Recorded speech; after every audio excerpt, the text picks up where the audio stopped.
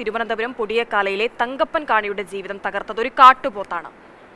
കാട്ടുപോത്തിന്റെ കുത്തേറ്റ് കുടൽമാല പോലും പുറത്തു വന്ന അവസ്ഥയിലായിരുന്നു. പ്രദേശത്ത് വന്യമൃഗശല്യം ഇപ്പോഴും രൂക്ഷമാണ്. ഊരുമൂപ്പനായ ഭുവനേന്ദ്രൻ കാണിയുടെ കാല് ഒടിച്ചതും കാട്ടുപോത്തിന്റെ ആക്രമണത്തിലായിരുന്നു.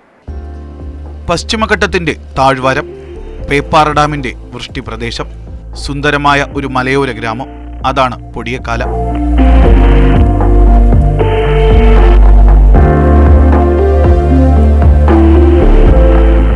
ആ പൊടിയക്കാലയ്ക്ക് മറ്റൊരു മുഖം കൂടിയുണ്ട്.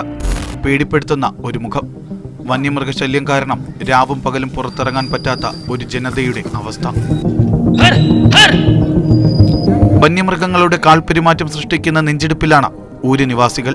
വന്യമൃഗശല്യത്തിൽ ജീവൻ നഷ്ടപ്പെട്ടവരും ഗുരുതരമായി പരിക്കേറ്റവരും ഏറെയാണ്. കാട്ടുപോത്ത് തങ്കപ്പൻ കാണിയുടെ വയറ് കുത്തിക്കീറിയത് സമീപകാലത്താണ്. നടയിൽ ഓവുണ്ട് അപ്പുറത്ത് വീട്ടിൽ.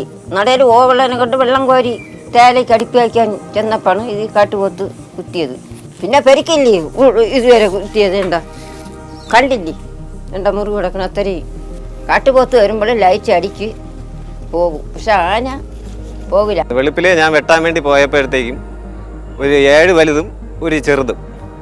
അപ്പോഴത്തേക്കും മെയിൻ വഴിയിൽ തന്നെ നിൽക്കുകയായിരുന്നു. സ്ഥിരമെന്ന് വെച്ചാൽ വഴിയെ നടക്കാൻ പറ്റില്ല.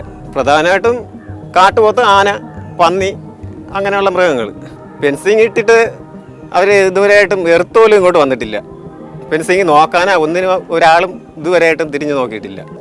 2022 പോത്ത് ശ്വാസം വിടുന്ന സൗണ്ട് കേൾക്കാം. അപ്പോൾ ഞാൻ ഇറങ്ങി ലൈറ്റ് വെച്ചപ്പോഴത്തേക്ക് പോത്ത് ഓടി വന്ന് തന്നെ മറിച്ചിട്ട് എന്നിട്ട് ചവിട്ടി ഇവിടെ ഇങ്ങനെ ഒടിഞ്ഞ് തൂങ്ങി. അവിടെ മക്കളെല്ലാം കൂടെ പിടിച്ച് ആളൊക്കെ മെഡിക്കൽ കൊണ്ടിട്ട് പിന്നെ 1 വർഷം വരെ പണിക്ക് പോകാൻ പറ്റാതെ ചികിത്സയിലായിരുന്നു. മന്ത്രിക്ക് അറിയാക്കുമല്ലോ, ഈ നഷ്ടപ്പെട്ട മന്ത്രിക്ക് അറിയാക്കില്ല. കർഷകർ ഇരുന്നിട്ട് ഞാൻ ആ നേതാവെന്ന് പറഞ്ഞൊരു കാര്യമുണ്ടായിരുന്നു. മന്ത്രി പറഞ്ഞിരുന്നപ്പോൾ ആദിവാസിയുടെ വർദ്ധിക്കാർ പാടാൻ തരുന്നു. ആദിവാസി വർദ്ധിക്കാറാതെ ഇവിടെ പോകുന്നു. അതുകൂടെ പറയാൻ മന്ത്രി വീട്ടിൽ ഇരുന്നിരിക്കും പോലെ അല്ല നമ്മൾ നടക്കണത്. നമ്മൾ കാട് കൊണ്ടുള്ള ജീവിതമാണ്.